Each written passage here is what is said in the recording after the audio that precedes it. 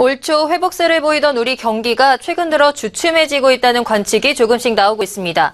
올 상반기 설비 투자 증가에도 제조업 생산 증가율이 낮아지고 있고 수출도 반도체 외엔 전반적으로 미약한 수준입니다. 여기에 강력한 부동산 대책으로 건설 투자도 위축되고 있습니다. 우리 경제의 현 상황과 앞으로의 전망, 이데일리 김정남 기자와 살펴보겠습니다. 안녕하십니까? 네, 안녕하세요. 네, 수출로 먹고 산다라는 말이 있을 정도로 수출에 의해서 경기가 크게 좌우되고 있는데요. 현재 수출 경기 상황은 어떻습니까? 네, 그렇습니다. 우리나라를 보통 볼 때 소규모 개방 경제라는 얘기를 많이 하는데 우리나라 땅이 아무리 작지 않습니까? 내수가 부족하기 때문에 네. 수출로 밖에 나가서 돈을 벌어야 된다는 그런 기조가 아주 강했습니다. 그래서 올해 4월부터 경기 반등론 이런 말들이 좀 많이 있었는데 네. 그것도 수출이 고공행진을 했기 때문에 그런 말들이 나온 겁니다. 올해 산업통상자원부에 따르면 수출 증가율이 올해 1월부터 두 자릿수 증가율을 기록했는데요. 올해 1월에 보면은 11.1%를 기록했고 지난달에도 보면 이제 19.5%를 기록하고 있습니다. 네네. 이번 달에도 보니까 1일부터 10일까지 수출 증가율을 매겨봤더니 무려 한 28.2% 정도에 달했습니다. 굉장히 많이 올랐네요. 그렇죠. 네. 어떤 지표든 우리 경제가 이제 성숙 경제로 들어가고 있기 때문에 전년 동기 대비해서 이제 두 자릿수 정도의 증가율을 보인다는 건 어느 지표를 찾아봐도 사실 많지는 않습니다. 예를 들어서 임금 같은 경우가 작년과 비교해서 두 자릿수 퍼센테이지로 오른다는 게 사실 상상하기는 어려운 시대 아니겠습니까? 네, 그렇죠. 네. 그래서 그런 만큼 객관적으로 보면 우리 수출이 지금 여전히 초호황인 게 맞고요. 수출이 워낙 좋다 보니까 경기가 버티는 힘도 좀 강한 것 같습니다. 수출이 호황이라고는 말씀하셨지만 수출 쏠림 현상이 항상 문제로 지적이 되거든요. 어떤 상황입니까? 그렇죠. 그러니까 이 문제가 고질적인 쏠림 현상인데 이게 우리나라의 13대 주요 수출 품목이 있습니다. 그걸 좀 뜯어보니까 그 흐름이 사실 외발 자전거라는 표현이 적절할지 모르겠지만 네. 그런 흐름인데 독보적으로 보면 반도체 업종이 가장 강한 성장세를 보이고 있는데 올해 들어서만 해도 매달 아까 말씀드렸듯 두 자릿수 증가율이라고 그랬는데 보통 전체가 한 10%에서 20% 정도 사이 왔다 갔다 하지만 네. 반도체 같은 경우는 지금 50% 이상이 나오고 있거든요. 네. 그런데 지금 보면 반도체 외에 다른 업종들을 보면 내가 자신 있게 성장하고 있다라는 업종을 별로 찾기가 어렵습니다. 예를 들어서 올해 들어서 국제유가가 많이 올라가지고 그나마 좀 잘 나간다는 석유화학 같은 경우를 보면 매달 한 30억 달러 한 중반대 정도에 지금 머물고 있는데 네네. 이 정도면 반도체와는 좀 성장세의 흐름이 좀 뒤처진다고 볼 수도 있겠죠. 요즘 같은 경우는 자동차라든가 자동차 부품이 어렵다는 얘기가 많이 나오고 있는데 그쪽 수출 역시 마찬가지로 이렇게 쉽지가 않습니다. 네네. 그렇기 때문에 만에 하나 이런 생각을 안 할 수가 없는 게 반도체마저 좀 흔들리게 된다면 우리 경제는 어떻게 될까라는 생각을 안 할 수가 없는데 그 결과에 사실 쉽게 예측이 가능할 거라고 저는 개인적으로 생각을 하고 있는데 이게 우리 지금 수출 증가세가 생각보다 지속 가능하지 않다라고 네. 하는 네. 그 근거도 사실 이런 쏠림 현상 때문에 있다고 봐야 될 것 같고요. 그래서 이것 때문에 지금 수출 때문에 우리나라 경제가 지금 성장하고 있다는 그것 자체도 약간 경기 착시 현상 아니냐라는 그런 의견도 좀 나오고 있습니다. 네, 그와 함께 또 민간 소비가 부진하다라는 말도 나오고 있거든요. 어떻습니까?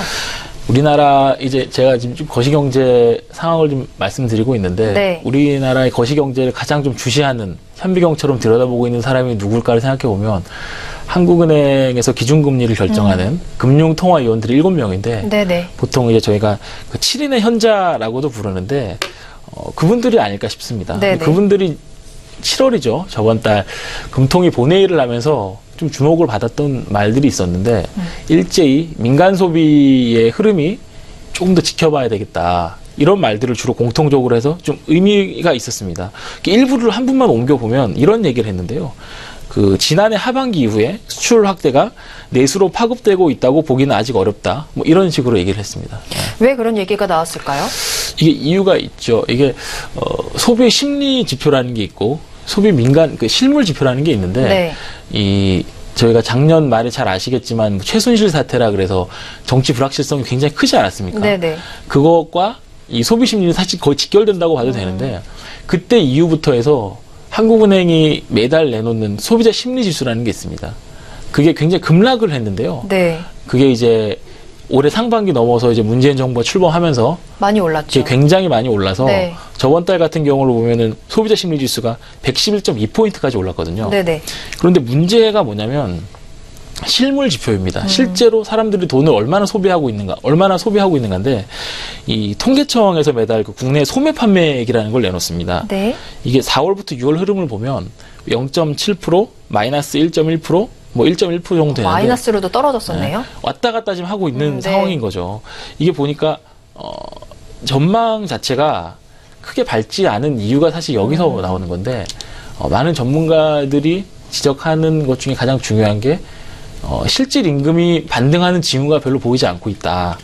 그래서 사실 저희도 이제 소비를 하려면은 돈이 좀 있어야 되고 그러니까 기분만 좋다고 돈을 쓸 수 있는 게 아니지 그렇죠. 않습니까? 네. 그래서 저희가 이 경제학에서 얘기하기로는 실질 구매력이라는 말을 많이 하는데 그것 때문에 사실 현실적으로 봤을 때는 소비가 아주 건강하게 반등할 것이다라고 자신 있게 얘기할 수는 아직 없는 것이죠.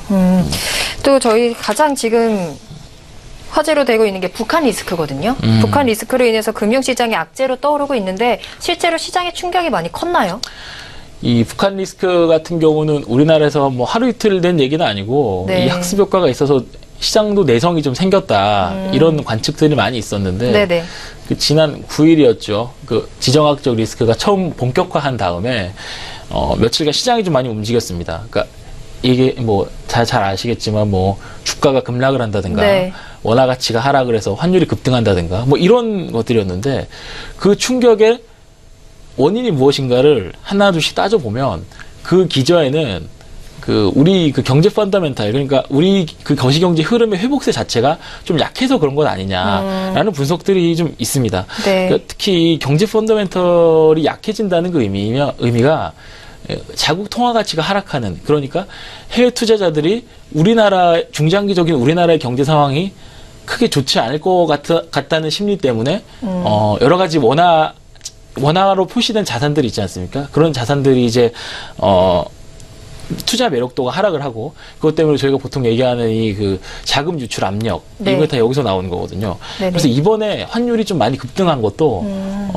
이런 경제 펀더멘털과 관련이 있는 게 아니냐라는 지적들이 좀 있었습니다. 북한 리스크 때문만은 아니다라는 말씀이시죠? 그렇습니다. 네, 그렇다면 앞으로 경제 전망은 어떻게 될까요? 간단하게 부탁드릴게요. 네, 우리 경제를 볼 때 우리 경제가 아무래도 제가 서두에 말씀드렸듯이 소규모 개방 경제라고 하지 않았습니까? 네. 그렇기 때문에 세계 경제의 흐름과 무관할 수가 없습니다. 무조건 거의 비슷하게 간다고 봐야 되는데 최근에 세계 경제 흐름을 보면 뭐 나쁘지 않다는 평가가 많이 있습니다. 특히 미국 경제도 마찬가지고요. 뭐 중국, 일본 다 마찬가지인데 그것 때문에 우리가 지금 경제 회복세가 좀 약해지고 있지만 비관하는 건 좀 이르다.